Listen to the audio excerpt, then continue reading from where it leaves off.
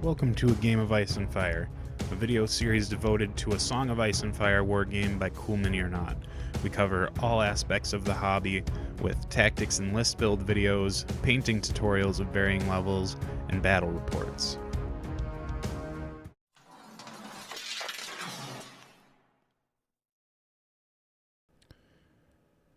Due to the length of this matchup, I'm going to be skipping the list portion and the deployment breakdown. And it's been a while since I've played this game, so I might have to recap in a weird way. But you just saw me put down Craster on the maneuver position to get a unit of Freefolk Raiders up. To quick break down my deployment, at the very top of the screen is a giant. Then next to him is a Freefolk Raider unit, another Freefolk Raider unit. And then from there, there's Mance Rayder and the Freefolk Trappers. The unit that I just moved up, Freefolk Raiders. Below them, Freefolk Trappers. Then below them, Spearwives. And below them, Freefolk Raiders. The list I'm playing into is Ranger Trackers with 2 Sworn Brother units. And then 1 veteran unit. I think Jon Snow's in a Sworn Brother unit for this one. And then there's also a Scorpion weapon in this list as well, and Ghost is also holding down the back. Now, early on with the Freefolk, I'm trying to zap a lot of activations out of my opponent to try and see where they're going, to see what I need to activate next. So I'm slamming either Craster or Veil down on the tactics position so I can start drawing those cards. The Freefolk deck itself is full of a bunch of interesting cards depending on what point in time it is in the game or what you need to react to. So just having a full grip of cards is important for the early parts of the game. It lets you kind of build up to those reactive plays, or you can try and force them a little bit. Also for this one, for terrain, I slapped down the 2 Weirwoods. I want to put as little it's the word I'm looking for, hindering terrain as possible. I think hindering's a word in the rules, but I mean it by the definition of the word. So there's just 1 bog that's kind of in front of my area there. I believe Tyler put that one down. And then I have destructible, or well, the hedge is there, and then there's the 2 Weirwoods. So nothing too nutty in terms of slowing my army down. And I'm setting up my giant on the side here. Now, before I go on with the giant, the Spearwives and the Giants are like the heavy hitters of the list, so I'm trying to leverage those on pinching off like some of the big units or just getting some nice early hits in when they can. And here you'll see that I've made a horrible mistake and ran a Freefolk unit right into range of the Scorpion, and I take a bunch of hits. This is the mode chosen, of course, is the one where you generate D3 hits or 3 hits for every one that hits. So I got 9 saves coming at these guys at Sundering, and we lose plenty. Oh, well, I guess it's not Sundering if they're saving on 5s. I'm not sure if the weapon, if that first modifier is Sundering on it. I just kind of went with whatever the dice were telling me.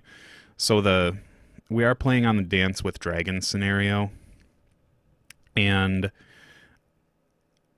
Tyler has already claimed the top objective with the Ranger Trackers, and I think the most difficult thing for a Freefolk army on this scenario is trying to punch your opponent off those objectives.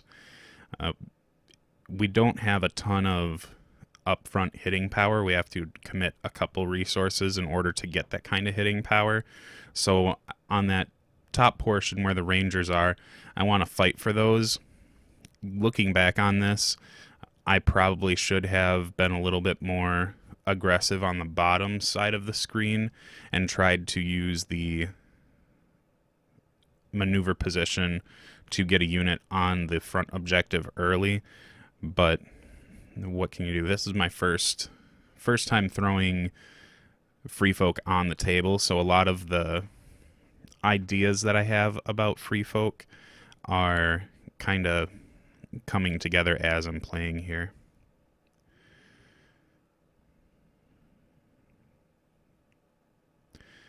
Sorry for the pause. I'm trying to think of how it's like mathematically possible to run that far forward. I hadn't questioned it back then, so now I'm just gonna do it live and look up some rules while the video's going. But yeah, Sworn Brothers are speed 5.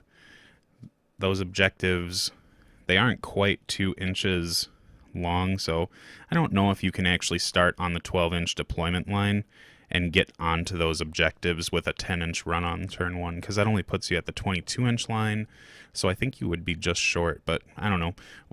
I'm not too worried about it right now.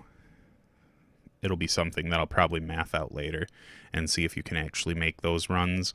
I know that the Ranger trackers are fine, but those Sworn Brothers look like they're getting right up onto the objectives super early. At least that middle one is. But then with that middle one, I just used the front unit to jam, and I wasn't respecting the Night's Watch card that lets you take a free maneuver, and I end up taking an alpha from Sworn Brothers, but I'm not horribly worried about this one so much. I've got 2 Sworn Brother units that have 2 open slots for me to charge with other Freefolk units, so I don't think that they're in the worst position here. My opponents put 12 points, maybe more with attachments, into a 3-point unit, so I'm just trying to set up for the next charge. I think that unit might have touched the objective. I don't know. Maybe our measuring's all funkier. I'm just not mathing it out right. But I just don't think you can, with a speed 5 model, get onto those objectives on turn or on their first activation from the deployment line. But I guess I'll keep you posted on that one. So the problem with the top here that I have coming up is I think my giant is kind of being targeted by the Sworn Brother unit on the very top screen, so I need to try and play that guy a little bit more reserved.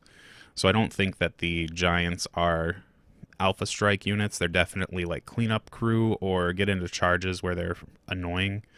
And Ghost, I think Ghost is charging into the Freefolk Raiders, which is fine for me.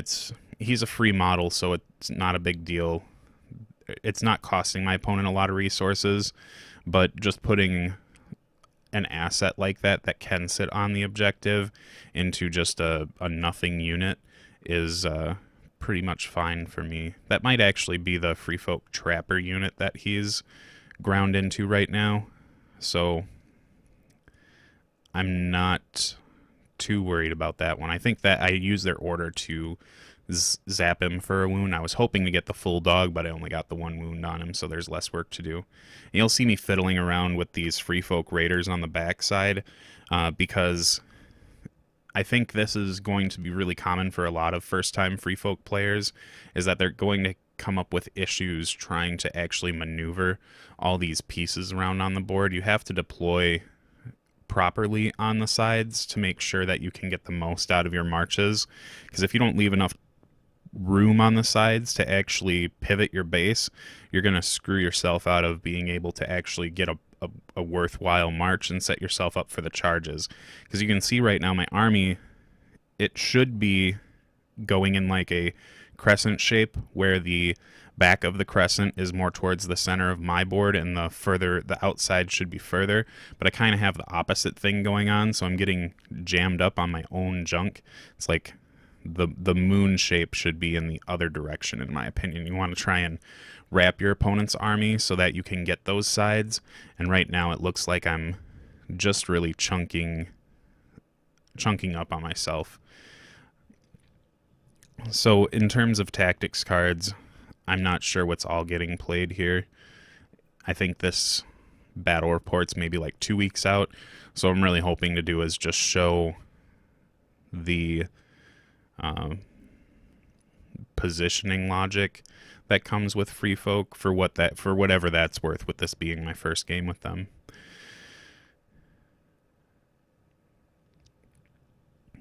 Essentially, with this Dance with Dragons scenario, I really want to try and just get on these objectives, and or not get on them, but clear them off as soon as possible. And I think this is a move where we're going to show. I think I read too much into the charging rules, and it's not that the charging is inelegant. I kind of want to say that it is, but that's a little disingenuous to the rule set. But we're going to be spending some time looking at the rules on charging, and I think that with Freefolk they do a lot of like weird things with charging. So what I'm about to do may or may not be extremely legal. The Giant's checking range to see if he can get into or what he needs to roll to get into those ranger trackers. And I roll the dice and I get it. So what I've done here is I can't fit my base on the like, I guess, the top side of the ranger trackers because those Freefolk raiders are in my way. So what I end up doing is I consider myself as making the charge. I've touched the base, but since I've ended since the charge is like ending your movement, I can't stay there. So technically I believe that would be a failed charge, but I've kind of not taken my own spin on the rules because that sounds really cheesy, but at this point, I was not fully aware of how the rules were supposed to interact with charging in these situations. So I had said, okay, well, I've touched it, and the movement hasn't ended because I considered the shift in the base part of the whole charge. I figured that whole charge is the movement. So I had shifted him over to the other side and said, well, this is where he's going to live. And I'm fairly certain that that's incorrect. But it's how I ended up doing it on this one, and I think that charging is something that you, of course, need to really get the full idea of in this game because it's so big. It's a huge part of it. Shooting in this game is easy once you realize that you can only shoot from that or measure range from that arrow on the front.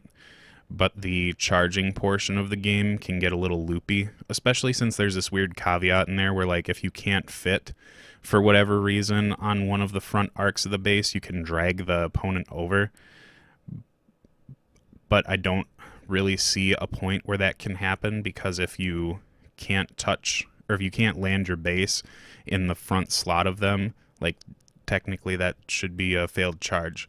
I don't know. I'm sure there's some Song of Ice and Fire charging gurus out there that can just say I'm totally wrong, but I think my goal is to try and not get into the worst charge situations in my own personal games here at home. But then when I go to Adepticon, I'm going to try and really grill the rules quite a bit in terms of charging. So while I was jabbering about charging, I've lost a unit of Freefolk Raiders on the top already. I kind of expected that with the Sworn Brothers being there. Those Freefolk Raiders were really just running screen for the Giant because I really just need to start scoring objectives early. And I've just put, I can't remember if it's Valor Craster on the combat zone so that I can swing with that Giant again. And he ends up taking out a horse and a half or a horse and 2/3. Well, there's no such thing as a half a horse, but I think it's a horse and 2/3 with those 2 wound tokens that are on there. So he's printing money in terms of really chewing through the horses. The issue, though, is that I don't have the ability to get a second unit in on them. So the Giant's doing a lot of good for me right now, but a lot of bad as well. The middle unit's still kind of holding it out. The unit that's getting in combat with Ghost is not really doing much. I mean, Ghost isn't doing much to them, just a wound here and there because they're not rolling super great. And I did decide to fuel up that topmost unit of Freefolk Raiders. I'm not sure if this was a really great move because healing the Freefolk Raiders is fine, I think, but it's not a tactic I would be really leaning in on. Heal them if they're going to legitimately help you stick into a situation. But this unit here, they already had their second rank, so I don't know why I had decided to go and fill it out, because having one model in that second rank is the same as having four. Their save isn't great, and all these Night's Watch dudes are sundering, except for the veterans. But so it's not like they're going to be super survivable or anything. So I think I was more so just trying to put down the NCU on that field so that my opponent could not take the healing the healing tactic zone. And now there's another, I guess, this was not like a tactic that was super high tech or anything. I filled those guys up so I didn't have to take the whole unit to fill the unit up that is engaged with a couple Night's Watch units, the Sword Brothers and the veterans. Now Jon Snow's in that Sword Brother or Sworn Brother list, so I killed one dude. He passed his morale check, so he just got it back. So that unit's gonna, those two, or that clump of units is gonna be fighting for a bit, just because I've got plenty of bodies to fill in after it. But the problem is that he's on that objective and scoring it, so I want to try and get that as soon as possible. But trying to clear off those two units is going to be a bit of a tough one. Mance in this list so far has been extremely useful in that I haven't lost many, if any at all, Freefolk Raiders to panic tests, because that 6+ is just so pivotal for this army. If you're trying to jam in and really get a lot of work done, then having a 6+ morale as opposed to the 8+ is extremely important to making sure you can actualize those goals of just jamming the table early.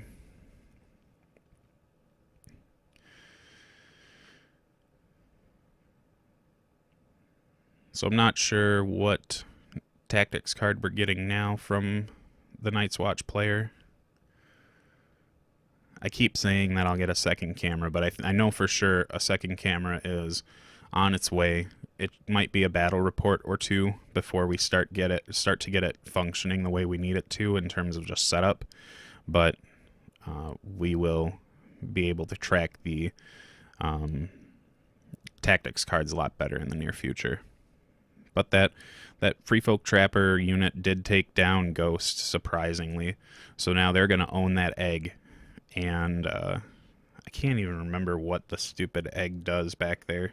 I think this is the 2 condition token one.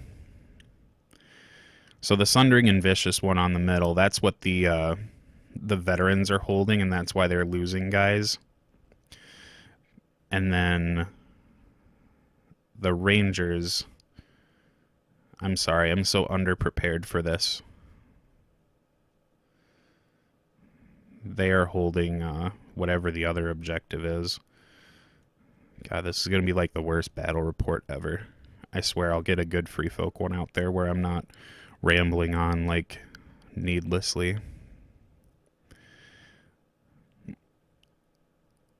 While I was jabbering again, another Freefolk Raider unit went down. My Giant's still up and at 'em, so those Freefolk Raiders did what I wanted them to do in terms of trying to make sure that Giant has stayed alive long enough to really get work in. So now I'm just bringing out a proxy tray to see if I can fit there, because that Freefolk Trapper unit that's holding that objective, it was so close to not being able to make it, but once I slammed down that extra tray, I was able to tell. But these are my Spearwives going in with their good Sundering attack. They roll 7 dice, and they hit really well, and we take down a decent amount of Sworn Brothers with them. And for morale, they do not do super hot on morale and lose a couple more guys. So those Spearwives are really printing money out there. I'd be interested to see how instead of a Giant, I bring in another Spearwive unit would go, because the Giant punches armor just fine and dandy, but those Spearwives are just really nice with the the Sundering on the charge. You can get a lot of work done with them.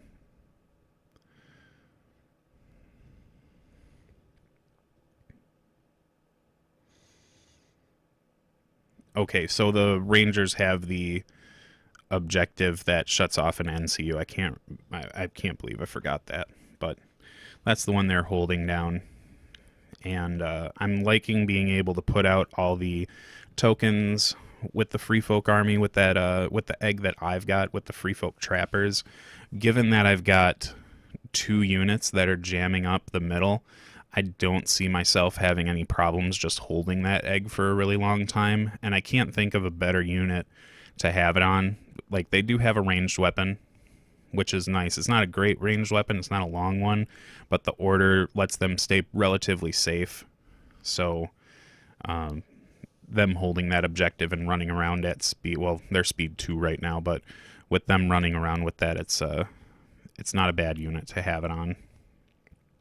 I think that Freefolk Raider unit on the bottom that's hanging out behind those trappers, it got zapped by the crown early in the turn, so they lost a body for it since they weren't really close to Mance Rayder.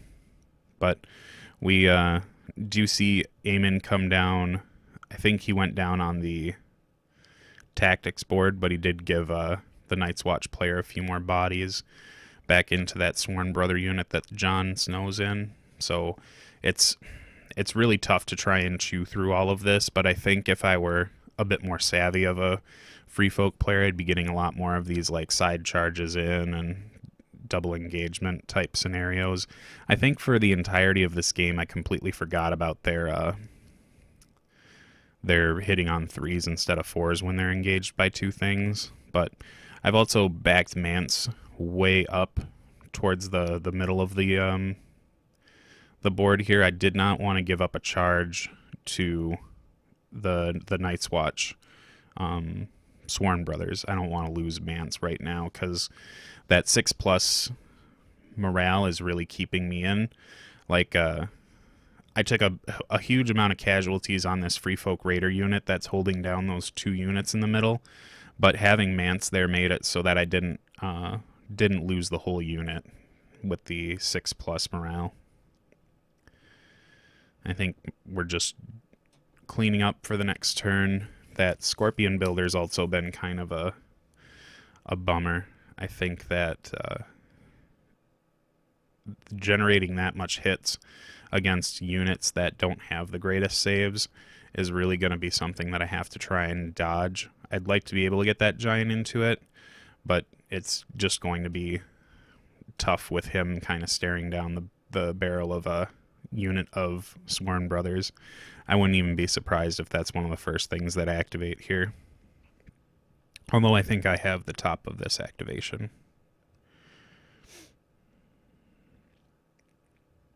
Getting all our tactics cards together, seeing what we need to do, all that fun stuff that makes the first parts of the turn super exciting. One of the super exciting things, I guess, was that the board that we're playing on, I was able to walk into one of my not-so-local game stores and find out they had a bunch of Kickstarter stuff on their shelf, so I grabbed one of each of the mats and some 3D terrain that I'll probably get painted up here soon once I'm done worrying about Adepticon, but yeah, lots of stuff on here. So the giant did end up activating first, so I must have had the top of the activation. They ended up with the wounds that the Scorpion Builder crew had put on them in a previous turn. They ended up one-shotting the rest of the horses, or maybe he didn't one-shot them, with wounds he did one-shot them, right? But now he's got his first wounds from that Scorpion Builder crew. It didn't roll super hot on the dice, so I think he ended up getting like 2 or 3 wounds on him here. So the dice must have just been nice and hot on the Ranger Outriders, or Ranger Trackers. So he backed up out of the front arc of the Night's Watch Sworn Brothers so that they wouldn't be able to charge him. And I'm also on the maneuver position, it seems, so they aren't able to activate that first and turn around to charge that giant, so he's going to be safe for a little while longer. And I've also shut off Maester Aemon so that I can kind of slow the healing down. And that Freefolk Raider unit that I just slapped on the back of the table, that came from, I believe, the card's called Endless Horde. And losing a couple units early, I think I've said this in the tactics video that I did for the Freefolk, but it doesn't hurt so bad because you're able to pull them back. But I did lose my giant here to a Scorpion Builder crew. I think Aemon went down on the combat position and took them out there. So now the Freefolk Raiders that I had put on, since I owned the maneuver position, they were able to get in the back of the Night's Watch Sworn Brothers, and I don't think they're still hitting with the neg 2 to armor. So it looks like the 6 that we hit ended up putting nothing but 6 wounds on them, right? So we half health the unit. That's double the cost with just ourselves from that Endless Horde. That Endless Horde card is pretty good deal there. So now those Sworn Brothers, instead of going after the rest of my army, they need to sit there and dirtle on that unit of Freefolk Raiders while they're sitting at 2 ranks instead of full ranks to try and get more wounds on them. So finally that middle unit of Freefolk Raiders go down, and the veterans are able to... they're the ones holding the objective, so they can only move 2 inches. So they just slide up a little bit further for what it's worth. They're still holding their center egg that gives them Vicious and D3 wounds, I think. It might be Vicious and Sundering and D3 wounds at the end of their activation, which I think we missed on this one. There were a couple where we might have not rolled out the D3 wounds on those guys.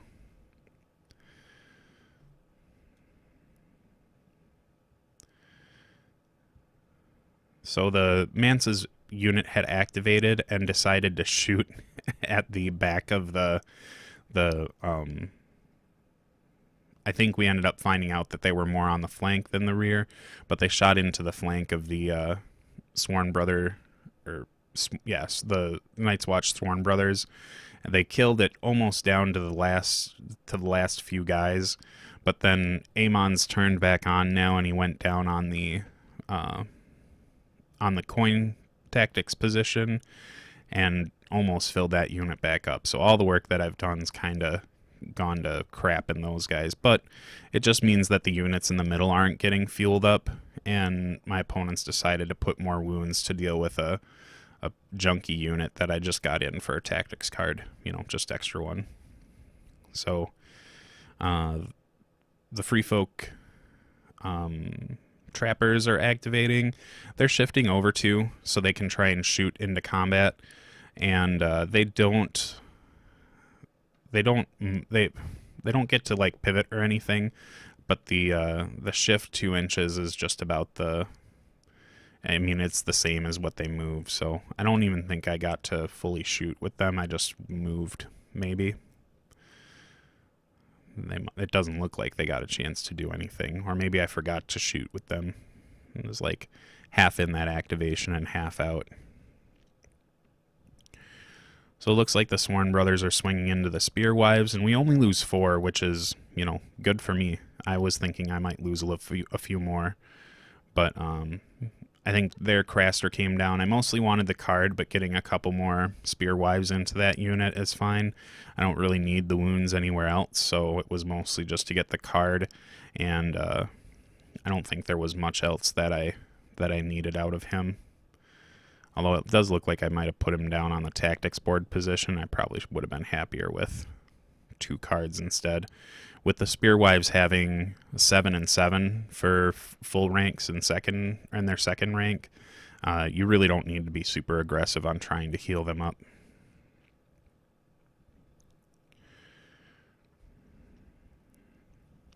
But I am lining up these bottom Freefolk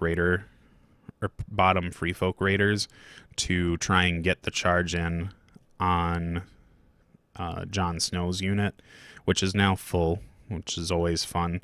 At least they're not holding the objective. It makes the veterans a little bit more like maybe attainable in terms of killing them all. But we're shaving off some sworn brothers on the top, just peppering enough wounds here and there to make it so that my opponent's getting use out of his healing, but has to spread it around at least, so he's not just getting everything back that he wants at full all the time.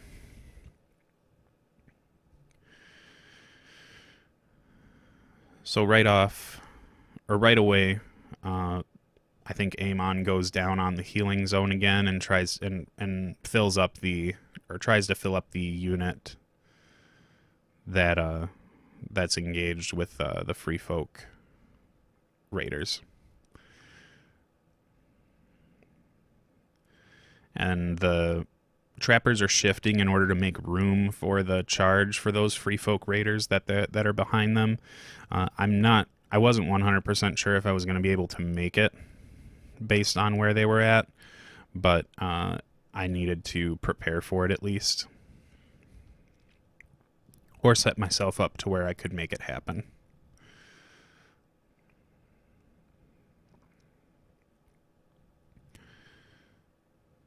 I think we might be getting into a small tiff on some rules or something like that, but and not a tiff like we were arguing or anything, but I think we just had a small discussion on some rules. Like I said, it's been about a week and a half, almost 2 weeks now, since I've played this game, but some computer issues made it so I couldn't really work on these, so I bumped the schedule around a little bit.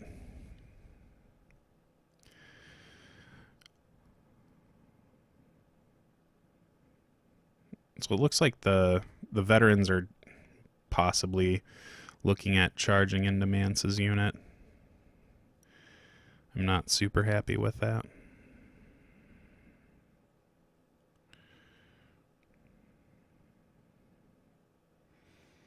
Oh yeah, I had to measure to see what they needed to get in, because while they're holding that egg, they only have speed 2. And I just wanted to see if they needed to roll a 2 or a 3 in order to get in. But they did end up rolling high enough to get into them, and they had enough room to fit where they were, or to fit where they wanted to. And I think this also might not be like completely accurate, but I had shifted them forward.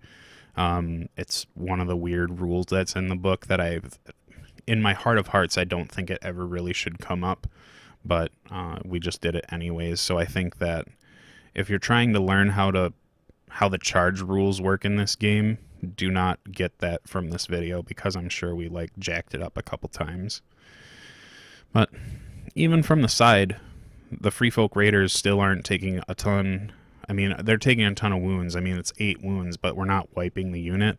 So it's still, this 7 or 8 point unit that's choking on a 3 point. Or, well, for these guys, it's a 4 point unit with Mance Rayder in it, but whatever. They're still sitting there having to deal with them instead of just like trying to wipe them out while the rest of them are doing work. So we do end up getting the charge in on the Night's Watch up top. I think we played the card that just multiplies or just gives them sundering when they charge if there's something else engaged with them. So we kind of have like a mini Spearwife unit going in here, even though they're Freefolk raiders. So I did get a chance to use the sundering card to good effect. And I believe they were the unit that was made vulnerable, so we were able to take a few wounds off that. I think we should have taken a few more because I forgot to factor in the sundering and the side bonus, so there might have been a few more Sworn Brothers that needed to go down, but I just moved past it.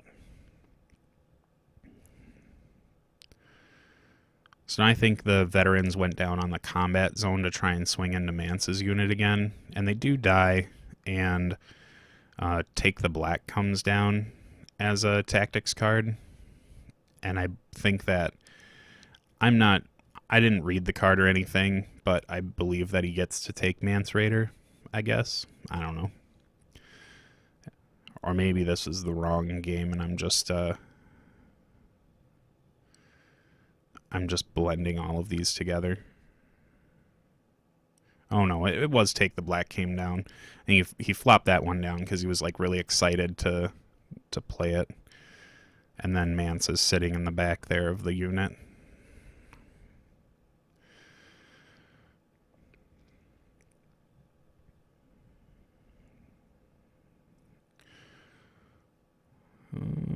I think the Spearwives might be getting a retreat here or something. I had a Spearwife Matriarch on this unit, so when they took damage, they should have retreated, but I didn't actually have it on the unit. Like, I forgot to physically put the model there and didn't play like they had that at all. So, with the Sworn Brothers engaged and the veterans already having activated, I don't... I'm perfectly fine having the Spearwives retreat with the tactics ability so that they can just go back in and try and start deleting some stuff. But pouring my high value unit into Jon Snow's unit is kind of what the Night's Watch player wants, because my high value unit isn't like, it's not cleaning the whole unit out. It's still going to take them a little while to make that happen.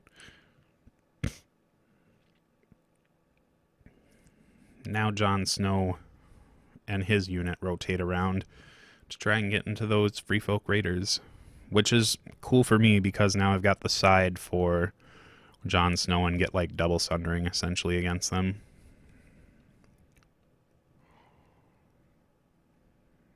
I don't know what we're futzing around with in the box for, but something out of there was needed.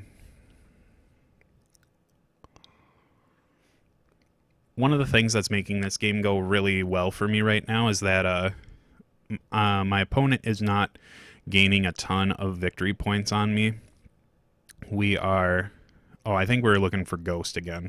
It's like the second game where Ghost's card hasn't like made it to the table or something. But Ghost is dead by now, so that's probably not what the issue is. But so what I was getting at was I'm not hemorrhaging victory points at all. Like, I got some early points out of the Ranger trackers, and here we're just like rolling ridiculous on the Freefolk Raiders into Jon Snow. I think I was able to use the card that says before he attacks me, I can attack him. And he lost failed a bunch of saves off of them, and then did horrible on his morale test. And then Jon Snow was the only one left to survive in that unit. So now my Spearwives, I don't want to have to do this, but I have to charge Jon Snow's unit just to kill him, because I can't let Jon Snow's unit get filled back up again.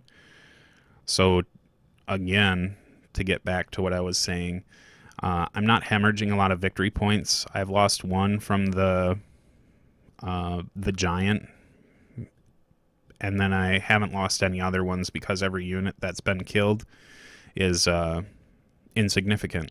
So the Sworn Brother unit that I just took out, the Ranger trackers, and then Ghost, all of them were worth victory points. So I also tried to sneak out of melee with the Spearwives, but I think since they're engaged with the veterans, so I'm not able to run out of combat there. I'm not sure if that's how that's supposed to work. It was something that I was supposed to look up, but I don't think I ever actually did. And they take some more casualties from the side. I think they don't do super hot on a morale save, or the Scorpion Bolt Thrower shoots into them. I'm not 100% sure how that all shook out, but the Spearwife unit goes down. And I decide to stack them back up by playing another Endless Horde. So I really think that if you're going to play a Freefolk unit, or at least right now, I mean, like, we've got, 10 more days until the Savages come out. I think that if you're going to play Freefolk, you should at least have a unit of Spearwives in there, just so you can recycle them if you need to. And I've decided to put the Spearwives out on the side so they can go in to the Sworn Brothers as well, but I also want to get into that objective and try and take out that scorpion that's up behind the hedge there. That thing's going to be a pain in the butt for most of the game. I mean, it's already done quite a bit of damage, and we are running out of units, but my opponent is also kind of running short on things. I've got half a Freefolk Raider unit left, a full unit of trappers, almost full unit of trappers, another full unit of raiders, and then my newly recycled spearwives. So I have ended up, making 10 points extra out of the Endless Horde. It's pretty good. Feels good to be playing at 50 points while your opponent's playing at 40. And I think there the Sworn Brothers did a retreat somehow. I don't know if it was they retreated onto the objective, but I think my opponent pivoted when they shouldn't have.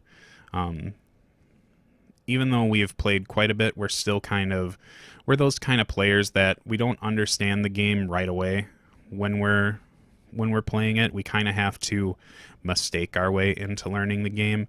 So we end up coming up with these situations where we don't quite know how to answer them, and afterwards we're just like, okay, well, we need to go look at that later, and then we learn the game as we go.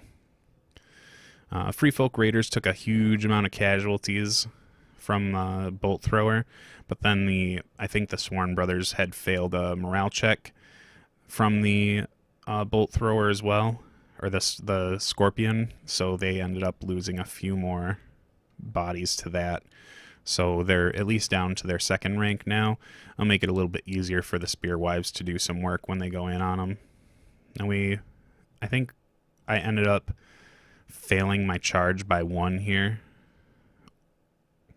or they just moved up for whatever reason. I'm not 100% sure what happened there either, but I imagine they just failed their charge because I had the ability to charge and I wouldn't have done it any other way. So they probably just came up short. So I've decided to weaken I tried to weaken the Bolt Thrower, but it can't have conditions put on it. So I decided to weaken the Veteran unit to make it so that they have a much more difficult time cutting through the Freefolk Raiders that are on the bottom of the screen there, that are screening my egg-holding Trapper unit.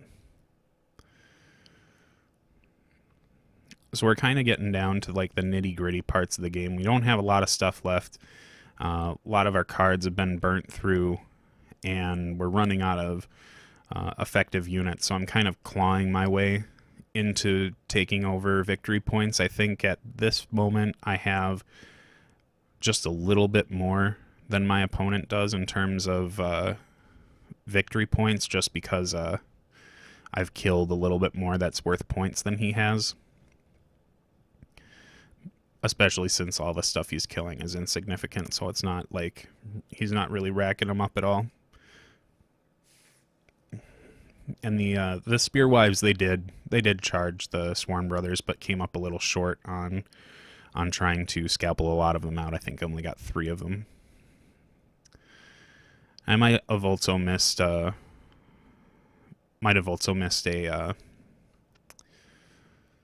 Trapper order a few times here. The more you play these things, the more you tend to understand them, or not understand them, but remember them. So it'll just take time for me to get used to that, especially since I'm just bouncing around from faction to faction, you know. You don't get a lot of time for it to stick on your ribs.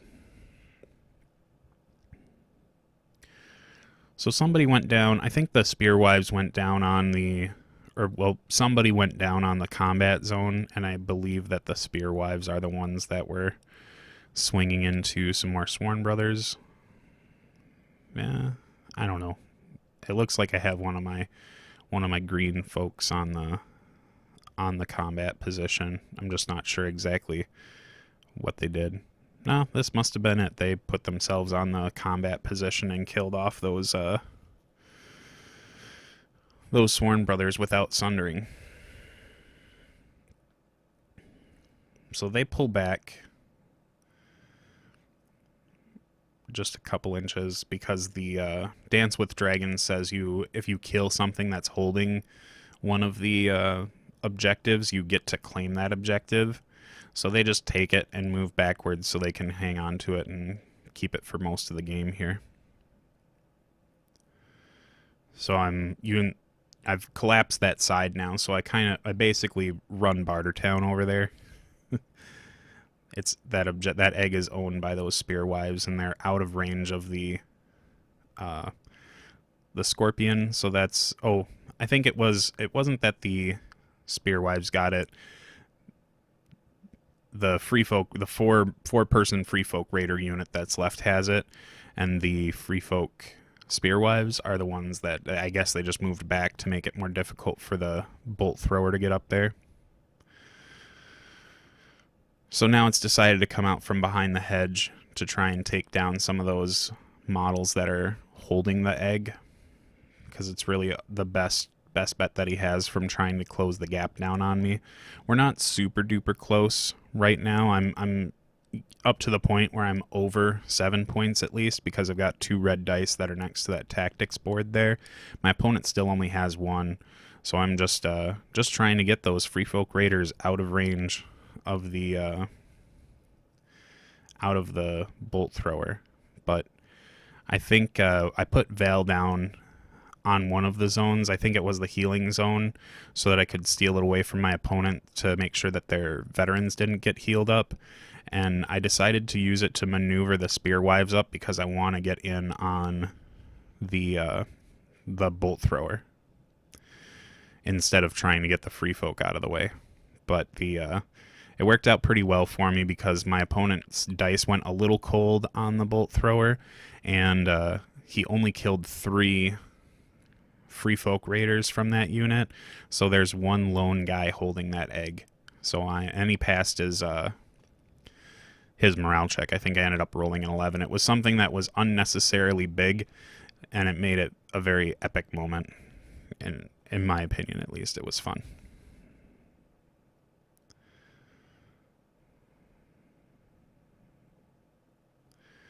So we're out of activations for that turn, and we're filling up our hands again and just trying to assess what needs to happen.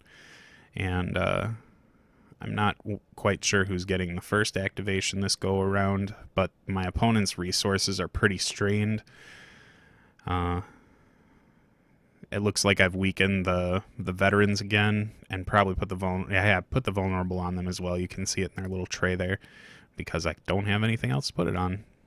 But I've held that objective almost not the entirety of the game, but after turn 2, it's basically just been mine. I've owned it for that long. The bolt thrower does shoot into the spear wives, I think, because Amon went down on the attack position, so the bolt thrower ended up going into the spear wives to try and lessen the impact that they have against charging him. Didn't wipe the unit, but took out their last 7 rank.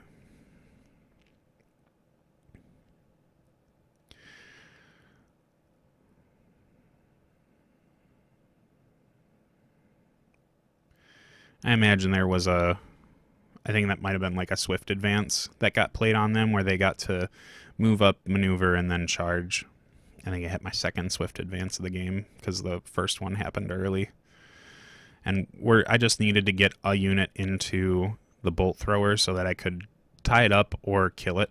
If I kill it, the victory points will help close the gap sooner and make it so that it's harder for my opponent to try and tie it up, which I think is almost impossible right now for them to tie before the game ends, because I think we're on turn 6. It's been a very grindy game, which I think you'll have to kind of look forward to with almost all Freefolk games. If you don't get on these objectives really early, you're going to be playing a very, very long game, just with the amount of bodies you're churning through, unless you're playing a bunch of giants, and then your opponent probably just kills them faster than you can do anything with them.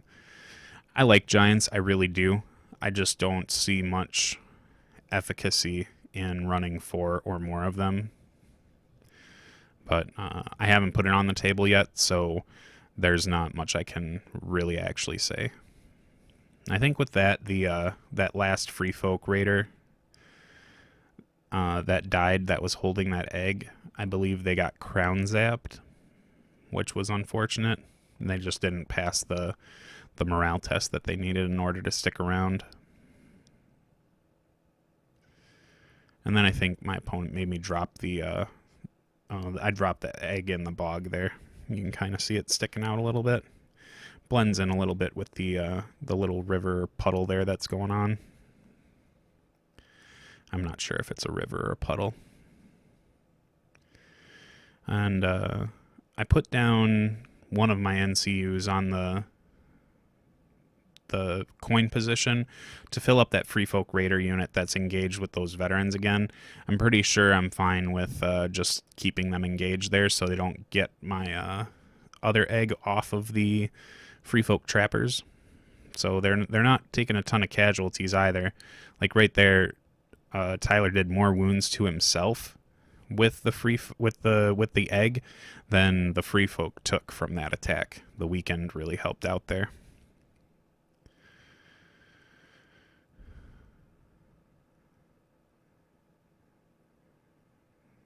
Those guys look like they just retreated, and I probably also screwed up with that one too. I think they can only move like completely sideways and then pivot at the end, so it was a little bit of a sloppy move. But the longer you get into these games, the less you care about the nuances of the movements. So I try to play cleanly as much as I can, or I just throw all my models on the table, because that's another way to play this game too.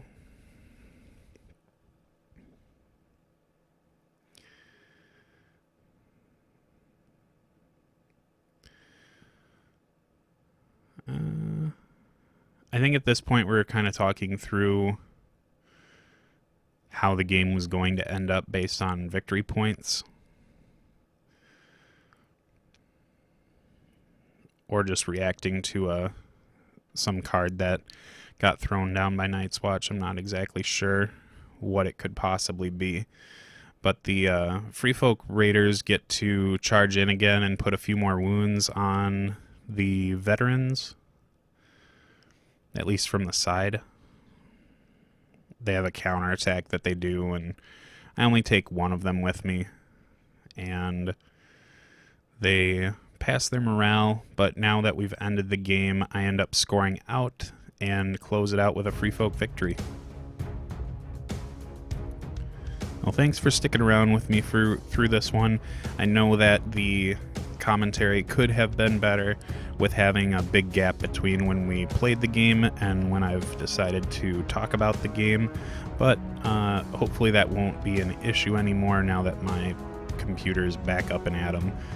If you enjoyed this video and want to keep seeing more from me, you can hit subscribe and then click on the bell icon. That just notifies you when I post a new video to YouTube without having to see me share it on Facebook or something. And speaking of Facebook, Big Top Gaming has its own Facebook page now, and you can run on over to there, give it a like. You'll see some cool hobby updates here and there, some fun memes, and just overall developments in the channel. Otherwise, I enjoyed making this video for you and look forward to making the next one.